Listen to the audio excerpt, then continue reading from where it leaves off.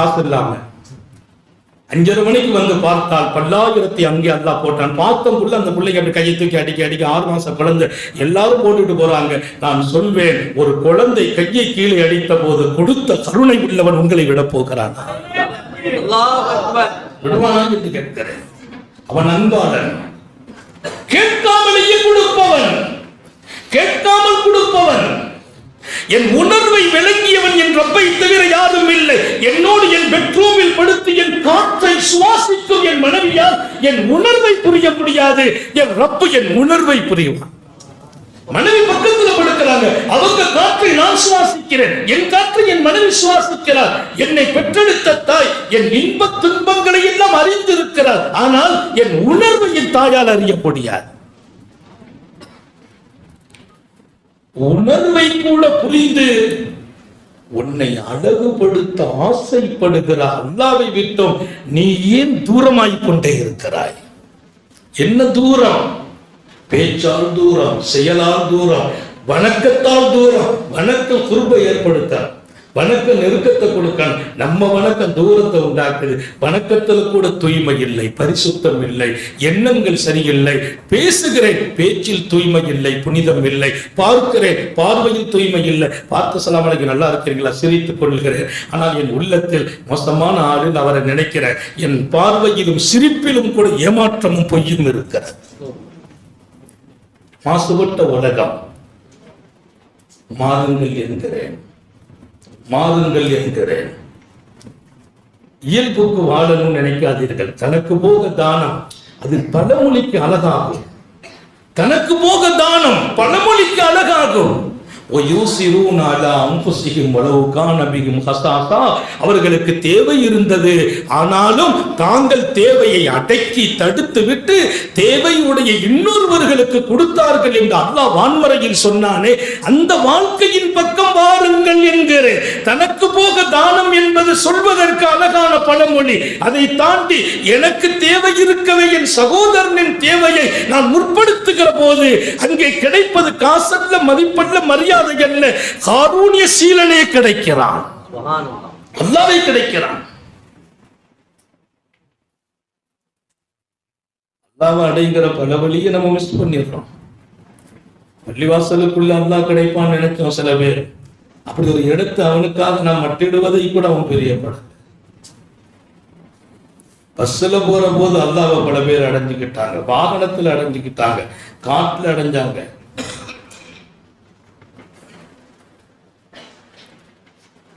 சிலத்துபுன் ஆசியம் மாபெரிய ஞானியும் சூஃபியும், அவர் கேட்டால் அல்லாஹ் கொடுப்பான். போர்க்களத்தில் நிற்கிறாங்க, அவங்களை கண்டு எதிரிகள் மிரள்றாங்க. மிரள்றது அவங்க வீரத்துக்கு அல்ல. சிலத்துபுன் அஷியமுடைய வீரத்துக்கு மிரள் அல்ல, மாறாக சிலத்துபுன் அஷியம் ஏதாவது சொல்லிடக்கூடாது மிரள்றாங்க. ஏன்? அவர் சொன்னால் அவன் அல்லவா கேட்பான். போர்க்களமும் உங்களை பயப்படும், நீங்கள் சொன்னால் அவன் கேட்கும் இடத்தில் உங்களை வாழ வைக்கிற போதெல்லாம். நம்ம எல்லாருக்கும் பயந்துட்டு இருக்கோம், எல்லாருக்கும் பயப்படுறோம். எங்கள் சகோதரிகளுக்கு சொல்கிறேன், இங்கே எங்களுக்கு முன்னால் 3 ஆண்டு காலம் உட்கார்ந்து மண்டியிட்டு பாடம் படித்த எங்கள் ஆலிமாக்களுக்கு நாங்கள் நடத்திய பாடம் வெறும் ஆபா அல்ல, குர்ஆனுக்கு மொழிபெயர்ப்பு அல்ல, ஹதீஸின் மொழிபெயர்ப்பு அல்ல. மாறாக அதை கொடுத்த பின்னால் எங்கள் பிள்ளைகளை அல்லாஹ்வுடையவர்களாக நாங்கள் ஆக்கி தருகிறோம். அல்லாஹ்வுடையவர்களாக. யார் ரப்பு? ரப்போடு நீ எப்படி நடக்க வேண்டும், அவனிடத்தில் உன் அருமையான நடுகுமுறை எப்படி இருக்க வேண்டும். நான் எல்லா கூட்டத்திலையும் சொன்னது உண்டு, ஒரு வினாடி என் ரப்ப நான் மறந்ததே இல்லை, மறந்ததே இல்லை. அல்லாஹ் துஆ கேட்கிற, உன்னை மறக்கிற ஒரு வினாடி இருக்கும் என்றால் உன் நினைவில் இருந்த வினாடியிலேயே என் ரூமை பிரிப்பாயாக. அவனை மறந்து இருக்கு வாழ்க்கையா? அந்த வாழ்க்கையில என்ன பாதுகாப்பு இருக்கும், என்ன ரசனை இருக்கும், என்ன இன்பம் இருக்கும்? நீங்கள் கேட்பதோ ரசிப்பதோ இல்லை, வாழுங்கள் என்கிறேன். இத்தனை மகத்தான ரப்பு நம்மோடு இருக்கிறான். நான் கேட்டால் கொடுக்கிறான், என் ஆசையை பூர்த்தி செய்கிறான். என் சந்தோஷமே அவன் சந்தோஷம். நல்ல ஞாபகம் வையுங்கள், என் பிள்ளை பிறந்ததா, நான் மகிழ்ச்சியாக வேண்டும். அந்த மகிழ்ச்சியில் அல்லாவும் மகிழ்ச்சி அடைகிறான். அவன் தான் கொடுத்தான் பிள்ளையை. கொடுத்துட்டு அவன் சொல்றான், நான் பிள்ளையை கொடுத்தேன் பாருங்க, யாரையும் சந்தோஷப்படுகிறான். நான் சந்தோஷப்பட்டால் அல்லாவும் சந்தோஷப்படுகிறான். ஸல்லல்லாஹு அலைஹி வஸல்லம் சொன்னாங்க, உன் பக்கத்து வீட்டுக்காரனுக்கு குழந்தை பிறந்துச்சுன்னா, உன் பக்கத்து வீட்டுக்காரங்களுக்கு நல்லது நடந்துச்சுன்னா உடனே அவங்க வீட்டுக்கு போவா. ஏன் நாயகமே, போய் வாழ்த்து சொல்லுன்னா. அவருக்கு ஒரு நல்ல காரியம் நடந்திருக்கு, உன் பக்கத்து வீட்டுல போய் வாழ்த்து சொல்லு. ஏன்? அவன் சந்தோஷமாக இருக்கிறான். அவன் சந்தோஷத்தில் நீ பங்கெடு. ஏன் தெரியுமா? அவன் சந்தோஷத்தில் அல்லாவும் சேர்ந்து பங்கெடுத்திருக்கிறான். அவன் சந்தோஷப்படும் போது அல்லாஹ் சந்தோஷப்படுகிறான். நீ போய் வாழ்த்து சொல்லு, அங்கேயும் அல்லாஹ் உனக்கு கிடைப்பான். பக்கத்து வீட்டுக்காரருக்கு ஏதாச்சும் நலவு நடந்தா இவருக்கு பிடிக்கிறதே இல்லை. அவரு பிரியாணி சாப்பிட்டா இவருக்கு லூஸ் மோஷன் ஆகுது. அவரு பிரியாணி சாப்பிட்டா இவருக்கு லூஸ் மோஷன் ஆகுது. எந்த உலகம் இது? எந்த உலகம்? எனக்கென்று இருக்கிற வாழ்க்கை அழகே இல்லை, என்னை அழித்து நான் வாழுகிற வாழ்க்கை அழகு. இதுதான் ஒவ்வொரு ஷேகும் தன் முரீதுக்கு கொடுக்கிற பாடம். என்னை அழிக்கிற போதுதான் என் வாழ்க்கையின் மறுபக்கம் தெரியும். நான் இருக்க இருக்க என் வாழ்க்கையின் அழகை நான் பெறவே முடியாது. அதனால்தான் நஃப்ஸை அழிப்பது என்ற பாடத்தை ஷேகுமார்கள் கற்றுக் கொடுப்பார்கள். தஸ்கியத்து நஃப்ஸ், தஸ்கியான என்ன? மனசை தூய்மையாக்கிறது. இது எப்பவுமே நல்லதை செய்யாது, செய்ய விடாது, நல்லதை ஏவாது, ஏவனா எடுத்துக்கொள்ளாது. ஓமா உபர்ரி நஃப்ஸி இன்னன் நஃப்ஸ லஅம்மாரத்துன் பிஸ்ஸூ, என் நஃப்ஸை நான் தூய்மைப்படுத்துவதற்கில்லை, அது நல்லது ஏவறதே இல்லை, தீமைதான் ஏவும். எது சொன்னாலும் தீமையை தான் சொல்லும், தீமையைத்தான் தூண்டும். இன்ஷா அல்லாஹ் சரியான நேரத்தில் நாங்கள் முடிச்சுக்கிடுவோம். நேரம் கொடுக்கறது இல்லை, அவங்களுக்கும் தெரியும். நாங்களும் நேரத்தை பார்த்து பேசுறதும் இல்லை, நேரத்தை பார்த்து பேசுறது இல்லை, உங்களை பார்த்து பேசுவோம். எவ்வளவு நேரம் நீங்க எங்க கூட இருக்கிறீங்களோ அவ்வளவு நேரம் உங்க கூட எங்களை அல்லாஹ் உட்கார வைப்பான். உணர்வோடு இருக்கான். அதனாலதான் பயான் செய்யும் போது டீ கொடுக்கறது, பிஸ்கட் கொடுக்கறது, கவனம் அங்க திரும்புறது, அதை நாங்க விரும்புறதே இல்லை. காரணம், இது வெறும் சம்பிரதாயத்தின் செய்திகள் அல்ல. ஒவ்வொருவர்களும் அல்லாஹ்வை அடைய வேண்டிய வாழ்க்கை. அவனை அடைவதற்கு என்னை அடக்க வேண்டும், இல்லை இல்லை என்னை அழிக்க வேண்டும். நான் இல்லை, அவன் இருக்கிறான் அர்த்தம். எங்க எல்லாம் நான் பனாவோ, அவன் பகா என்பது வெளிப்படும். நான் அழிவேனோ, அவன் இருக்கிறான் என்பது தெரியும். சஹாபாக்கள் சாலிஹீன்கள் தங்களை காட்டவே இல்லை. அல்லாம அபூ மூஸா அல்-அஷ்அரி ரலியல்லாஹு அன்ஹு போர்க்களம் போனாங்க. களத்துல யுத்தம். அல்லாமா அபூ ஆமீர் அவர்களை எதிர்களத்தின் மாபெரிய வீரன் ஜுஷமி அம்பால தாக்கி விட்டான். அவங்கதான் பட தளபதி. செய்தனா அபூ ஆமீர் படை தளபதி. அவங்களை தளபதியாக நியமனம் செய்தவர்கள் நம் உயிரினும் மேலான கண்மணி சர்காரை ஆலம் சென்றதார் அபூ ஆமீர் ரலியல்லாஹு அன்ஹு அவர்கள் படை தளபதியாக வந்திருக்கிறாங்க. தளபதியே ஜுஷமி என்பவன் அன்பு வீசிவிட்டான்.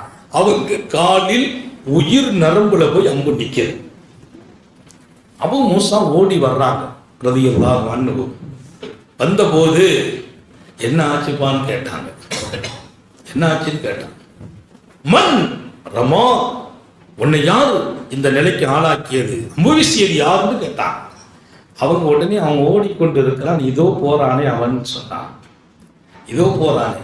இவங்க பின்னாலே ஓடுனாங்க. இவங்களுக்குன்ட்டு அவன் இன்னும் ஓடினான். அவங்க கேட்டாங்க அவனை பார்த்து ஒரு வார்த்தை, உனக்கு வெட்கமா இல்லை? போர்க்களத்தில் ஒரு மிகப்பெரிய தளபதியை வீழ்த்தி விட்டு ஓடுகிறாய், வெட்கமா இல்லையான்னு கேட்டாங்க. அவன் நின்றான். களமாடினார்கள். அபூ மூஸா அல்-அஷ்அரி அல்லாஹ்வையும் ரசூலையும் முன்னிறுத்தி ஜெயிக்கிறார்கள். ஹஜ்ரத் அபூ ஆமீரை தாக்கிய ஜுஷமி வீழ்த்தப்பட்டான். அவன் அங்கே மரணித்து போனான். ஓடி வருகிறார்கள். வந்தபோது அவர்கள் சொன்ன வார்த்தை இமாம் புகாரி எழுதுகிறார். ஹதீஸுங்கிறதும் அதற்குள்ளே பெறுகிற பாடம் என்பது வித்தியாசம்.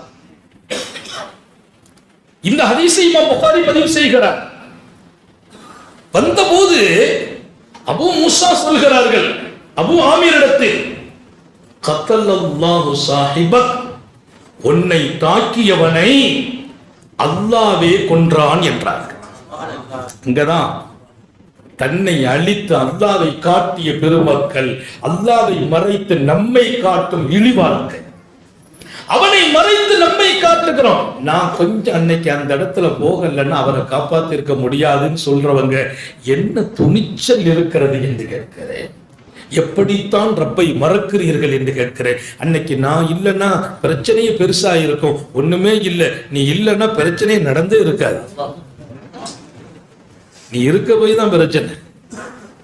மௌலா அபூ ஆமீர் பார்த்து சொல்றாங்க, அபூ மூசா, ஹதீஸ் புகாரி ஷரீஃப், கத்தல்லல்லாஹு சாஹிபக். இங்க எங்க அல்லாஹ் எங்க நமக்கு கண்ணுல அல்லாஹ் தெரிஞ்சானா? இல்ல. அபூ மூசா போய் கேட்கிற, அமா தஸ்தஹி, வெட்கமில்லை உனக்கு? மாபெரிய களமாடிய வீரரை தாக்கிவிட்டு ஓடுகிறாயே என்று கேட்கிறார்கள் ஜுஷமியை பார்த்து. ஜுஷமி வெட்கப்பட்டு நின்றார், வீரிட்டு பாய்கிறார். அல்லாமா அபூ மூஸா அல்-அஷ்அரி ரலியல்லாஹு அன்ஹு, சர்க்காரை ஆலம் ஸல்லல்லாஹு அலைஹி வஸல்லம் அவர்களின் எல்லையில்லா அன்பை பெற்றவர்கள் Abu Amir, Allama Abu Musa ரலியல்லாஹு அன்ஹுமா. வெட்கமா இல்ல? அவர் நின்றார், கரமாடி வீழ்த்தினார் அபூ மூஸா. அவங்க கையால் வீழ்த்தப்பட்டார். அந்த உடனே சொன்ன வார்த்தை, கத்தலல்லாஹு சாஹிபக், உன்னை தாக்கியவனை அல்லாஹ்வே நின்று கொன்றான். இங்கதான் நான் வீரமா நின்னேன், நான் தூக்கினேன், விரட்டினேன், என் சக்தியை பூரா காட்டினேன், பேசுறதே இல்லை. நான் ஒரு நாளும் பயானுக்கு வரும்போது பெரிய ஏற்பாடுலாம் இல்லை. அல்லாஹ்ட்ட சொல்லிட்டு வர்றது, இந்த பகுதிக்கு என்ன தேவையோ நீ பேசுவாயாக. அவன் பேசுறான், நம்ம என்ன பேச முடியும்? என்ன சொல்லிட முடியும்? பேசும்போது அவன் ரிமோட் கையில நிப்பாட்டிட்டானா அதுக்கு மேல ஒரு வார்த்தை உச்சரிக்க முடியாது. எழுதி வையுங்கள், உங்களை மறைத்து விடுங்கள், ரப்பை காட்டுங்கள் என்கிற நீங்கள் அல்ல. நீங்கள் இல்லாமல் போகும்போது ரப்பின் குதிரத்து வெளியாகும். நப்சுக்கு தீனி கொடுத்துக்கிட்டே இருக்க கூடாது. அது ஆசைப்பட்டுக்கிட்டே இருக்கும், அது அழியாது.